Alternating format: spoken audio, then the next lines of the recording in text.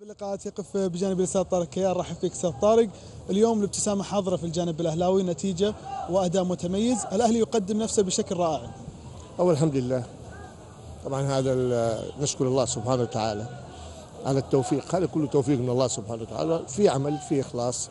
اللاعبين أدوا تمارين جيدة، عدوا إعداد طيب، لعبنا يعني بتكتيك معين. فريق الاتفاق فريق كبير، فريق منظم، فريق يحتاج انك تلعب معاه بتركيز عالي جدا.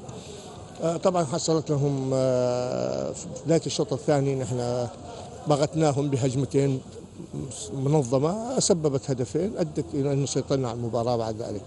طبعا لا تستهان بفريق اتفاق، فريق اتفاق قدم مباراه لكن نحن كنا منظمين اكثر، كنا رغبتنا للفوز يمكن اكثر.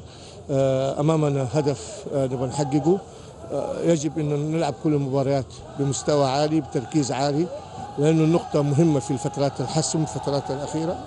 فهذه ادى الى ارتفع مستوى المباراه، ارتفع الاداء، صار فيها متعه كرويه. الحقيقه شفنا مباراه جميله قدمت اليوم، لانه كانوا فريقين بيلعبوا كوره، بيلعبوا على تكتيك معين، عندهم لعيبه كويسين وعندنا لعيبه كويسين، فشفنا تكتيكات معينه داخل الملعب. يمكن اللي لهم خبره كبيره في الرياضه كمدربين او ناس متابعين رياضه كان وجدوا الجمله التكتيكيه اللي في ارض الملعب. هذه تدل على انه هناك في عمل من قبل الفريقين، ولكن التوفيق دائما يحالف المجتهد اكثر. حديث رائع. اسالك ايضا، عندما ننظر الى ترتيب الفرق الان، الاهلي في النقطه 52، امامها الشباب نقطه 53. الهلال اليوم يتعثر ب 47 نقطة، الحظوظ الأهلاوية إلى أين تسير؟ شوف، نحن أمامنا فاضل 5 مباريات. بالنسبة لي 5 مباريات كلها مهمة، عشان يكون لنا حظ قوي يجب أن نكسبها كلها. فالآن ما عاد في حسابات، في أنك تلعب المباراة اللي جاية للمكسب.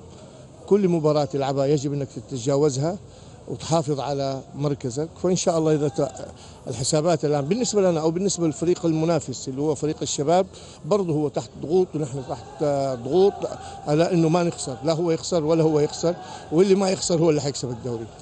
أخيرا أسألك، البعض يتحدث أن لغة الخطاب الإعلامي في الأهلي تغيرت من خلال هذا الموسم، هل أنت مؤيد لذلك؟ إلى الأحسن ولا الأسوأ؟ البعض يتحدث بأن الأهلي أصبحت لغته مختلفة في الإعلام حاليا. نحن والله ما أعرف إيش تقصدوا، لكن اللي نقصده إنه نحن نعتبر الإعلام شريك. الإعلام هو متعة، إنه ينقل الأحداث وبينقل داخل الملعب يوصلوا إلى مفاهيم الجماهير كلها. الإعلام نحن في وجهة نظرنا عرفنا إنه بيؤدي رسالة، تعاملنا مع الإعلام كصديق ولا نعتبر الإعلام أول إنه كعدو، بالعكس إعلام. نفتخر إنه نحن نتعامل مع إعلام بشفافية، نفتخر نتعامل معه بصدق، نفتخر نقبل الانتقاد. بدينا نقبل الانتقاد البناء، يعني أي انتقاد لنا بيعلمنا إنه نصلح أخطائنا. وهذه مقولة أقدر أقولها إنها بارك الله من أهدى لعيبي، فكانوا بيهدونها إلى عيوبنا عشان نشتغل ونصلحها، ونشكرهم على انتقاداتهم البناءة. نشكرك على تواجدك معنا. شكرا لك وشكرا للتلفزيون السعودي.